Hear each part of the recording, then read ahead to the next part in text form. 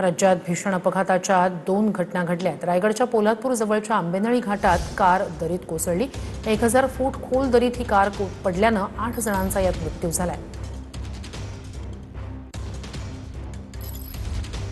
ऐकलेलं होतं, त्यामुळे मी मुलांना सांगितलं तो घाट एकदम बेकार आहे, तिकडे तुम्ही जाऊ नका। तर त्यांनी म्हणलं मला म्हणलं तुम्ही पप्पा गप्प बसा, तुम्ही काय मध्ये बोलू नका। ते मग मी काय बोललो नाही। तिथून पुढे ते गेले तिकडे। शासनाने या सर्व कुटुंबाला भरघोस मदत करावी व तिथे असणारे जे कठडे आहेत, जे जबाबदार आहेत, त्यांनी जे प्रशासक जबाबदार आहे तिथल्याला, तिथे आमची विनंती आहे की ते कठडे वगैरे तिथे घ्यावे, म्हणजे अशी पुन्हा दुर्घटना घडू नये आपल्यात। मुलं निघालेत म्हणजे घरी येणार, पण त्याच्यानंतर ते आम्ही वाट पाहिली पण अजून काही लोकेशन काही अजून मुलं आले नाहीत, म्हणून आम्ही पोलीस स्टेशनला तक्रार करून मग त्यांच्यानंतर त्यांची शोध मोहीम सुरू झाली।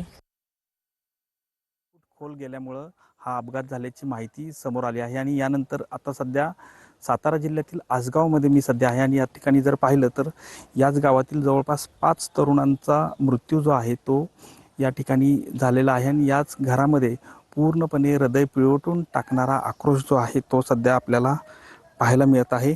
एकूणच सांगायचं झालं तर मरडे गावातील 2 तरुण यांच्यासोबतच गेले होते आणि एक खटाव तालुक्यातील असे एकूण 8 जण जे आहेत ते हरणे बंदर या ठिकाणी ट्रिपच्या निमित्तानं फिरायला गेले होते आणि ट्रिपवरून येत असताना त्यांचा रात्रीच्या सुमारास हा अपघात झालेला आहे। आणि आता सध्या जर पाहिलं तर एकाच गावातील जवळपास 5 जणांचा हा मृत्यू झाल्यामुळं पूर्णपणे आसगाव मध्ये शोकाकुल असं वातावरण पाहायला मिळत आहे।